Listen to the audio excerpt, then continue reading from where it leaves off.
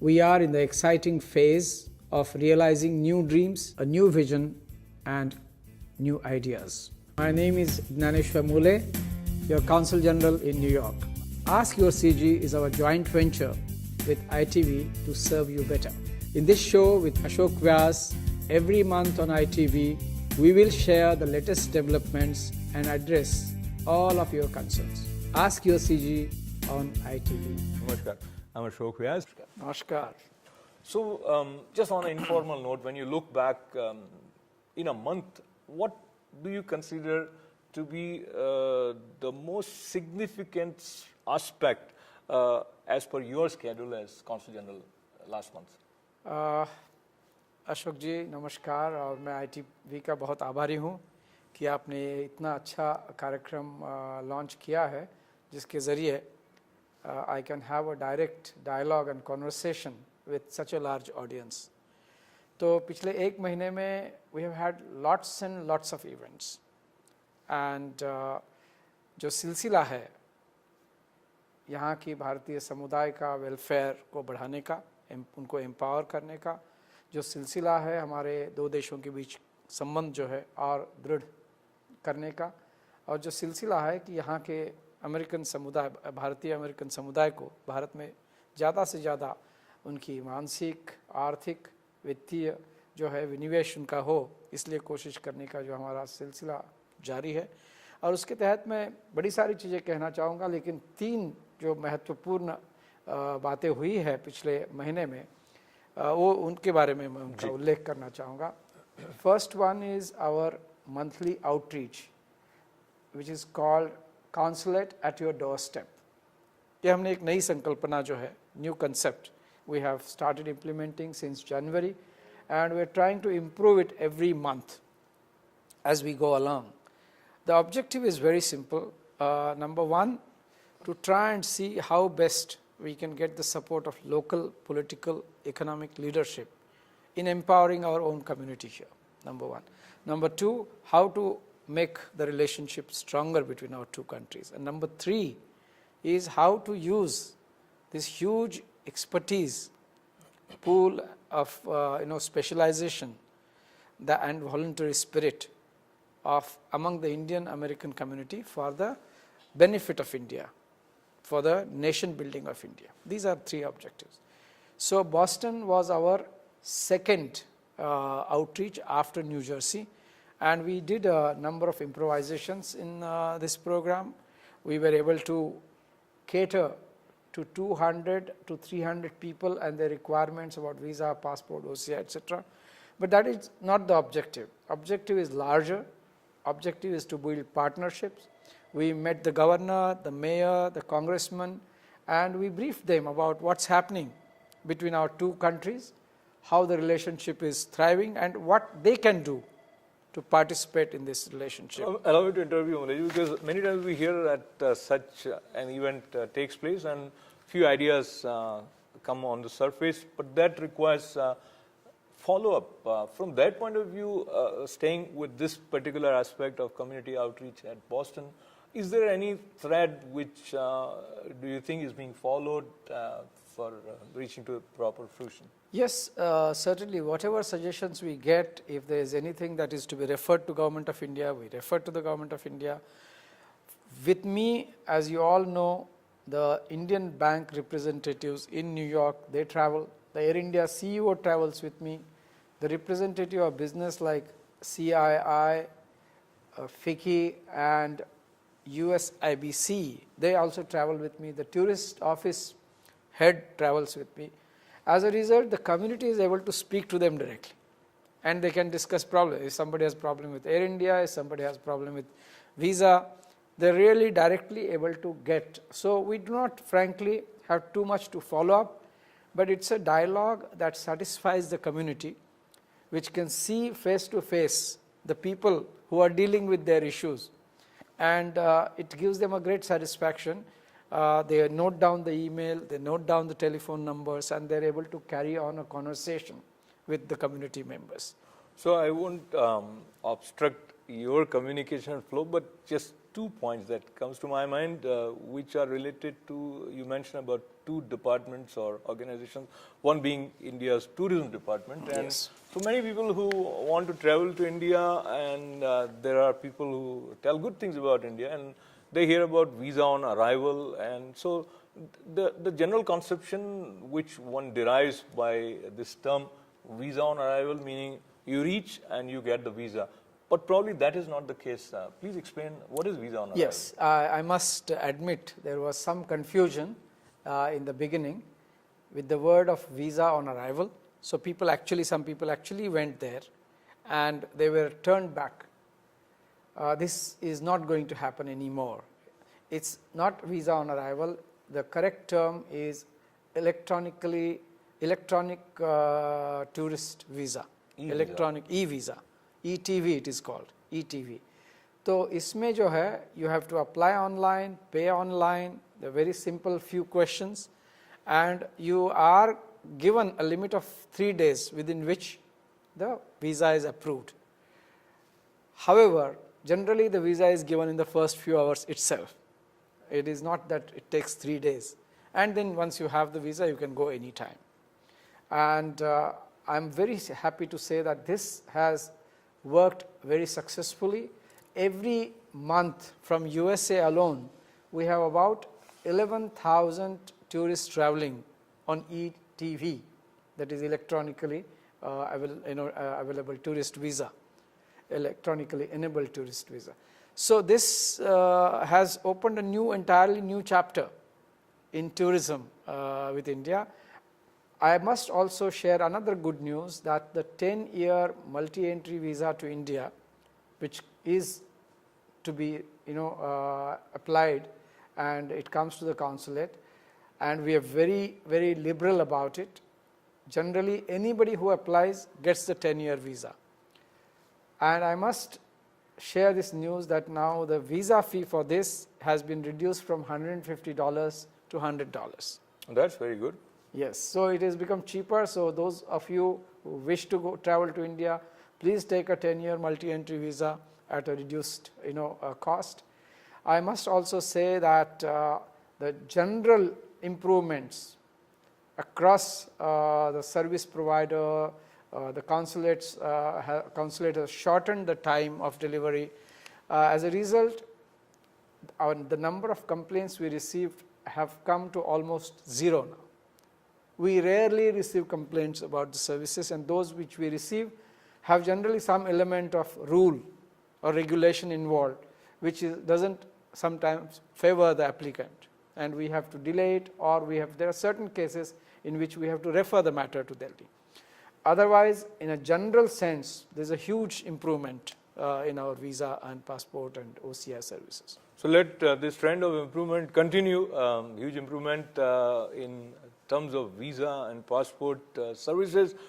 And I repeat what Consul General just mentioned, it's not visa on arrival, so to say, it is ETV. And I wanted to say this because you are hearing about ETV on ITV. So here this is electronic tourist visa, that is the new term for the new service which is offered now. And also when you hear something that it is now available for lower price, so $150 to $100 for 10-year multiple entry visa. That's something which is very, very welcome by anyone who wants to visit potentially on frequent basis to India. Prime Minister Narendra Modi recently visited our neighboring country Canada, and there also he addressed a gathering which brought him again the same title of being a rock star politician. Anything specific about his visit that you consider significant as ambassador? I think Prime Minister's visit to France, Germany and Canada is kind of a unique tour. Particularly Canada, you mentioned the right thing, is the first time in several decades that an Indian Prime Minister has made a stand-alone visit to Canada. Means it is not connected with any other country in the North America. So it's a unique visit, and what it did to our relationship is beyond description. It has created a surge of interest in India. It has strengthened the relations at the top level. We have many strategic commitments from the Canadian side. The Sikh community in US has been assured of our PM of continued special attention, that there is also a special recognition of their contribution. He also went and paid respects at a temple as well as a Gurudwara, which is also a unique thing. But the most important thing that happened is the Prime Minister Harper of Canada, he accompanied our Prime Minister at almost every engagement. What it shows is the new level and a new chemistry between our two countries. And this is what happening in so many countries. You have seen earlier the visit of President Obama, prior to that our Prime Minister's visit to US, his address at Madison Square Garden. So there is a absolutely fantastic, what should I say, chemistry now being that is being developed by India with these countries. So talking about the wonderful chemistry and new equations and new vision of working together for mutual development, which is definitely something which we would appreciate very much. And staying out of India, we talk about few things where India's role has been appreciated. We are reminded of something which is tragic, and it offered a challenge of rescue from Yemen. Indian administration, Indian government worked in such an efficient manner that not only Indians were taken out safely through Operation Rahat, India also helped many other countries. So, Ambassador Muli, in such emergency situations, what is the standard policy and anything about India's preparedness to deal with such situation? Well, I think the Yemen and the rescue in Yemen by Indian government by using Air Force, Navy, as well as the commercial aircrafts of Air India, we have proven to the world that India is not only capable, it enjoys a preeminent position when it comes to international evacuation. In the earlier Gulf War also, Air India has established a Guinness Book of World Record for an airline, commercial airline or national carrier to evacuate such a large number of people in such a short period in a warlike situation. It has already been recorded in Guinness Book of World Record.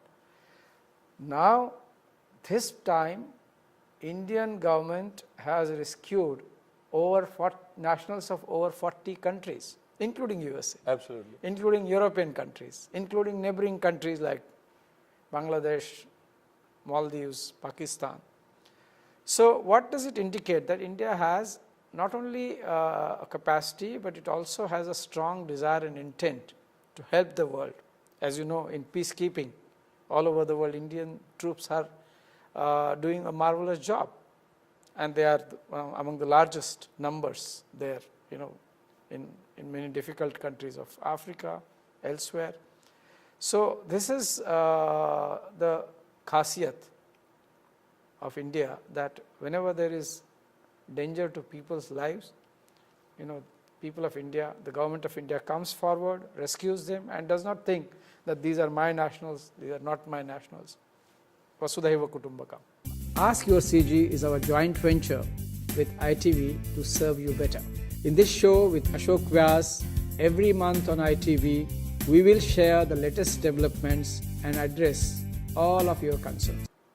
Vasudhaiva Kutumbakam sounds so good to our ears, and continuing with the spirit of whole world being a big family, talking again for some time about the good stuff that has happened in last few months. One being Prime Minister's visit to America, his address at the United Nations, and proposal that one day be observed as International Yoga Day, which is happening, and 21st June is the day.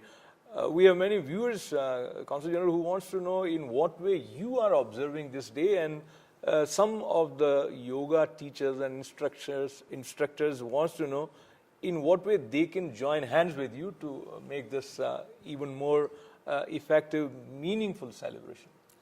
Well, to begin with, Ashokji, it's a very proud occasion for all of us. And it's a very happy occasion for every Indian.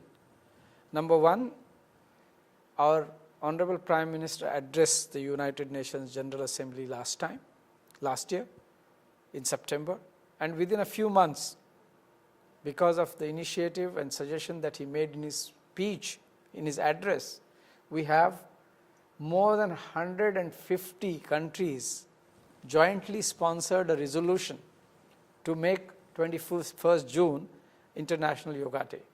And now here we are, that resolution was adopted, International Yoga Day was declared, and the first ever International Yoga Day will be celebrated on 21st June 2015. And my appeal to all community organizations, community leaders, Indian Americans, even the American population is come forward to celebrate. Yoga is not a physical exercise alone. Yoga is a way of life. It's a way towards holistic wellness. It's a way towards developing a healthy lifestyle. So it's very, and it's part of Indian heritage, rooted in ancient times and evolved. As we can see, even in America, I'm told there are more than 30 types of yoga, different yoga, having been registered officially here.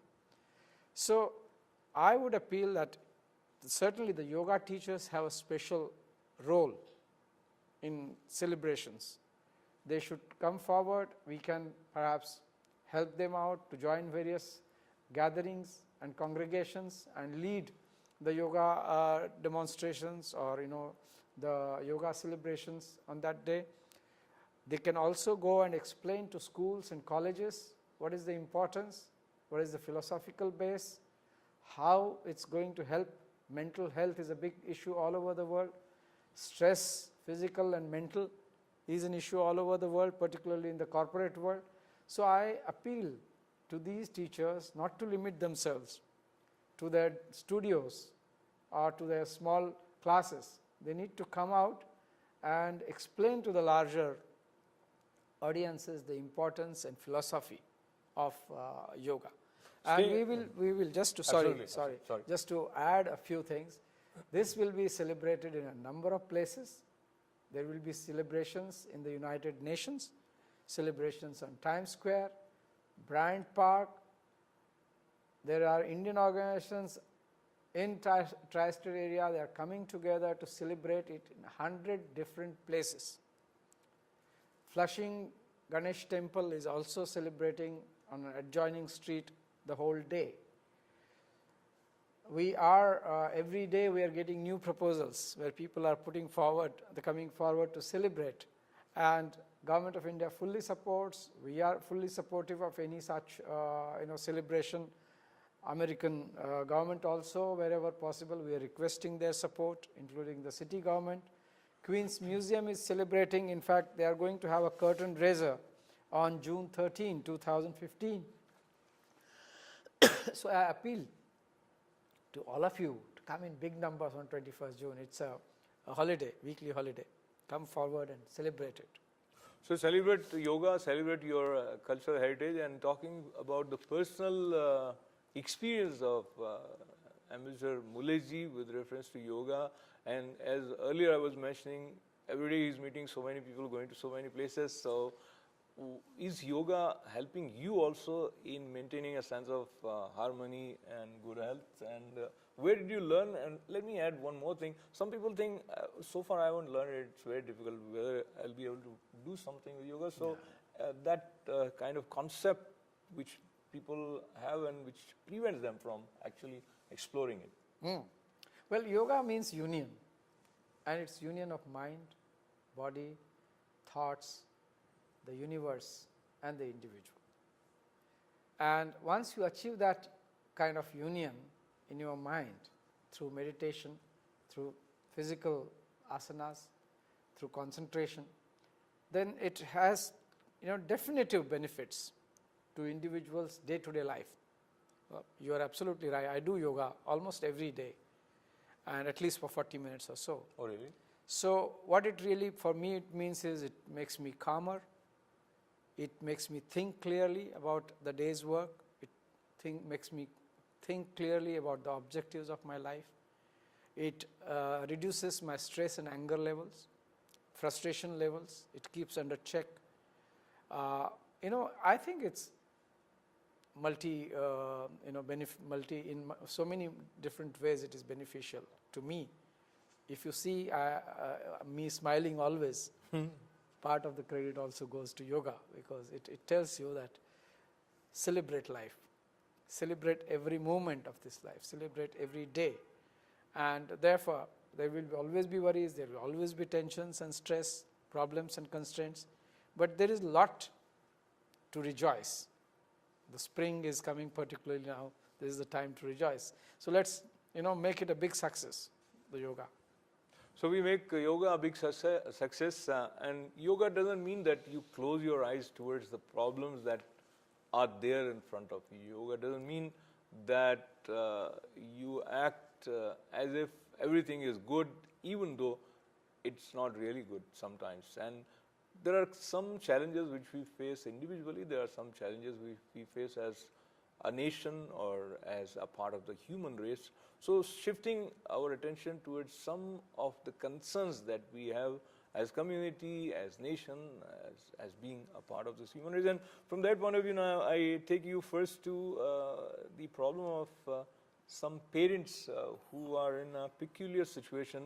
So let me read a letter of one Mr. Ravi Parmar. He says, what actions, if any, is the government of India taking to combat the growing pandemic of international parental child abductions to India? And I skipped some of the references, but essentially he says that India doesn't honor valid foreign court orders of the Hague Convention on civil aspects of the international parental child abduction. So in essence, there are some mothers here, fathers have taken the kids to India, or father is here, mother is in India with the kid, and there are legal issues which prevents them from reuniting. Yes. Anything that you can offer? Well, I must say that we are aware of this issue. I have also read particularly the recent discourse that has come in the newspapers and through articles, and we are very sensitive, because a child abduction is a serious issue and we have to attend to it. What we do particularly, if we get any particular references, because there can't be a generalization. Each case has its own background, has its own legal background, implications. So whenever we receive any such request, we forward it to the concerned authorities in India. Now it is up to the authorities to see how to deal with this. So while I don't think the solution lies with us at the consulate, I would like to assure that consulate as well as Government of India is sensitive to such cases. Talking about the sensitivity, now moving towards a similar area where many NRIs find themselves in a very frustrating box because of the delay in the way lawsuits happen in Indian courts. And I know you don't have any direct way of using any magic wand and making it happen, but if there is anything that Ministry of Overseas Indian Affairs or Ministry of Law and Justice thinking of doing to expedite lawsuits in Indian courts, especially for NRIs, and this question comes from Vikram Jagtiani, who is also writing that people of Indian origin are forced to litigate in India as Indian courts assert jurisdiction even when litigating parties are foreign nationals or non-residents of India. So there are some overlap issues here. Yeah. Number one is judiciary is, as you know, is independent in India. However, it is acknowledged that there are delays, and the pending cases in Indian courts are considerably large. There is no denying of that. However, both the government as well as the judiciary They are aware of this. In the last few years, steps have taken to increase the number of judges. There have been special tribunals made. There are certain fast-track courts, for example, for offenses like rapes. So it's not that government is not taking action. Currently, I think, in my understanding, the people to judge ratio, that is, not quite sufficient. So per 100,000 population, we do not have enough judges. But government is aware of this. Government is also aware of the large number of pending cases, and there are constant efforts to increase the efficiency, because under the new government, good governance has become one of the priority areas for the government. So this particular issue is also under very much in the government's radar, and government is addressing that. Now, it cannot be NRI cases cannot be necessarily delinked from the general judiciary, because NRIs are essentially Indian citizens. Absolutely. So they are subjected to Indian laws, and except that they are not staying for the entire year in India. So, but if there are any specific cases where government can refer, because judiciary, as I said, is independent, these can be, if there is anything that we can do, we will be happy to receive any representations or any requests. Ask Your CG is our joint venture with ITV to serve you better. In this show with Ashok Vyas, every month on ITV, we will share the latest developments and address all of your concerns. Mr. Dhaneshwar Mulaji, there are many news items that we read. We feel very bad, we feel pained, we are filled with a sense of helplessness. One of them happens to be the recent suicide of a farmer from Rajasthan, Dausa area, Gajinder. He hanged himself when the rally of Aam Aadmi Party. So right in front and in the middle of so many people, an Indian farmer committing suicide. Of course, Prime Minister has also expressed his disappointment. There is one gentleman who runs who is part of Save Indian Farmers, the Secretary Hemant Joshi. He wants to know about government's plan of action in making sure that no farmer finds himself in this situation, and in what way any ideas that you can share with NRIs who are compassionately thinking of doing something constructive in this direction. Well, number one, it's a very unfortunate and tragic incident. In the first place, it shouldn't have happened. We should have been able to save the life. It has happened, and however, I must, as you know, that everybody has sort of expressed their grief, at this incident, and disappointment Prime Minister has expressed. Now, farmers' issue in India, particularly the suicide issue, has received a lot of attention from government. Government has worked out a number of packages in the past, and it's this particular thing, wherever it happens, Delhi is not known for such incidents. This is a very unfortunate incident that has happened in Delhi, and the government is very, very attentive. The fact that Prime Minister immediately issued a statement expressing his grief shows that he is personally monitoring. Yes, more action is required on the part of state government. Maybe central government has to do more coordination. But I'm sure these issues do not go unattended in India. Mulaji, in your presence, I want us to understand, and many times the NRIs find themselves, those who are taking keen interest in what is happening in India, and India is always in our hearts, and that's not just a cliched thing, this is a fact of reality. Now, there are some states which have recently banned beef, and so cow slaughtering is illegal, and there is a lot of discussion happening from both sides. Some say that this goes against their right of consuming what they want to, and then there is a cultural thing. But now, the reason I bring it up today is because the latest report by the United States Department of Agriculture states India has widened lead over Brazil as the top global beef exporter. So there is something we are not understanding clearly. On the one hand, we are trying to prevent this killing from happening, but at the same time, we are emerging as the largest exporter of such items which potentially are related to killing of cows and buffaloes. I would say in this that, most Hindus, as you know, and most Indians, for that reason, do not eat beef. And this particular decision is not that of the central government. This is particularly at the state government. Nice. And my understanding is the government, state government, is legally, entitled to take such decisions. Now, some people have expressed there is, sort of opposition to such this thing. Some even opposition members also have expressed. Newspapers have carried articles. Being a democracy, every issue can be discussed in India. So this is also being discussed, and I'm sure government of Maharashtra knows that some people have expressed the concern. So it is up to the state to decide how to take this matter forward. And this should not be construed as a ban all over India.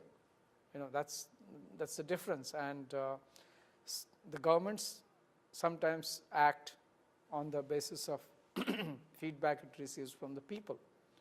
So one has to go exactly to see what is the background of this decision. But in terms of strict legality, the state government is entitled for such making a decision. But I'm sure the state government understands its pros and cons so far as the export is concerned. Export is a matter of priority for India. The large number of countries, there is a demand, and India has the ability to export. I think exports bring us good foreign exchange earning. So I don't think the ban really needs to be linked with this, and this is, as I said, it's a limited ban. So that's a very valid way of explaining it. We get sometimes ideas related to our emotions, and we think that if it is happening in one state, it applies to whole India. That is not the case. But then there will be some groups who would question why not all over the India. The logic that leads to this decision in one state applies everywhere. So there are different arguments, a different set of situations, and I want to thank Consul General for being patient with us and for having given so much of his valuable time.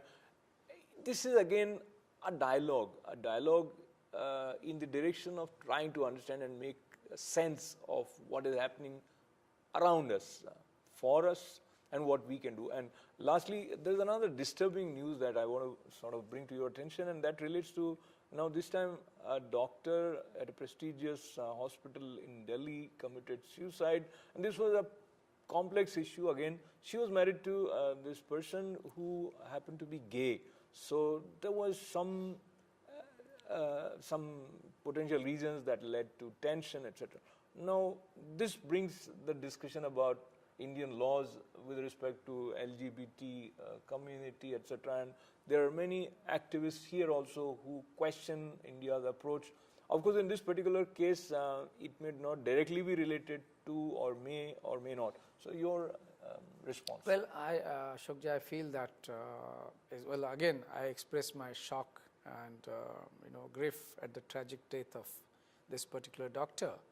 But I personally would feel that she was misguided. She shouldn't have taken her life. Life is too precious. Right. And India is a democracy. There are options available. You can get counseling very easily. There are options of going out of your marriage. Our courts are quite liberal in interpreting the law, and law generally goes in favor of women, because there's a past gender injustices committed on women. But so far as the general issue of LGBT and sexual persuasions, sexual choices is concerned, it's a larger issue that is being discussed all over the world. The debate has not died even in the United States of America. It's not that all states here approve. It's not that all people approve here. So it's a matter that, in my view, is very much in India. It's being a democracy. These matters are discussed openly, publicly, and nothing is hidden. Government doesn't try to hide these facts that happen in society. And courts in India constantly interpret these developments, because courts are cognizant of the developments taking place in society, the fact that aspirations are changing. So many, not only sexual choices, it's also in the field of economic area, it's in the social arena, cultural arena, man-woman relationship, the marriage itself has undergone so many changes in India. So the courts are quite cognizant of this fact, and of course we have a constitution under which we have to work. My own interpretation is the individual's rights are quite well guaranteed under Indian constitution. Now you can take it further and see whether this law is good, that law is good, whether that is really a matter of, I would say, interpretation. And my assessment is that Indian courts, when it comes to personal matters, are generally very, very liberal, and they generally are, it goes always in the favor of weaker person, whosoever it might be. And courts do ensure that justice is, discharged. Ask Your CG is our joint venture with ITV to serve you better. In this show with Ashok Vyas, every month on ITV, we will share the latest developments and address all of your concerns. So talking about positive side, that is a part of our system, and looking at life the way Muleji said, life is precious. So we need to be in touch with people a little bit more so that they feel empowered, they don't feel lonely. And this danger is hidden everywhere in every human being. We need a sense of understanding, a sense of warmth, and with that sense of warmth, when we hear some news items that fills us with pride, we feel good about ourselves, and we want to leave on the note of feeling good by sharing with you that finally Vivek Murthy ji is after the confirmation has taken oath as the Surgeon General of America. So this Indian American doctor at such a young age, he has created a history by reaching to this top level position in Obama administration. How that makes you feel, Muleji? And as we conclude this conversation, anything exciting that you are looking forward to in coming month through this office? Well, as I said, we have the next outreach is in Connecticut, 24th, 25th of this month, that is April. Then we have May in Ohio and June in Philadelphia. And also we having many mini outreaches being conducted by our service providers in cooperation with other Indian organizations like GoPO, like FIA, and we encourage this. The idea is more and more people develop this confidence that they can access the service very easily. The services are transparent, efficient, and friendly. Service with a smile, that's our motto. Our creative activities go on. Our monthly lecture series this year is being called Humanity. This is our way of paying respect to women. All our next 12 speakers are going to be women. So we are very, very excited. Already we have had 2 addresses by women. Both of them have been outstanding and very, very well received. So I appeal through you, through ITV, to the audiences that be part of the consulate's various programs, participate enthusiastically in community activities.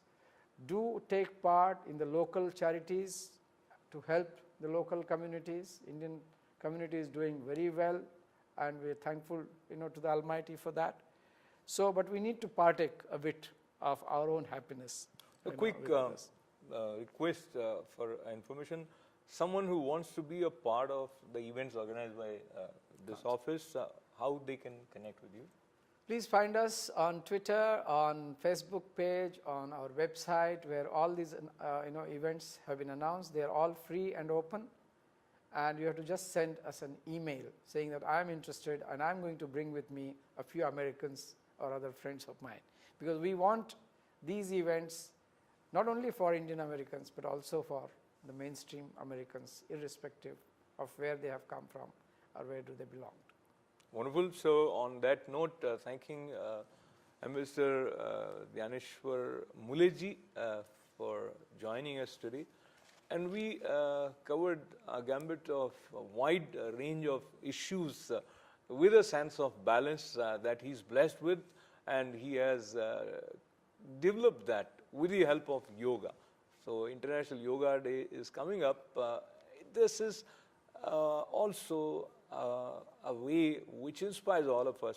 If we have not yet started taking advantage of this great wealth of the flow of knowledge which our sages have left for us, now is the time.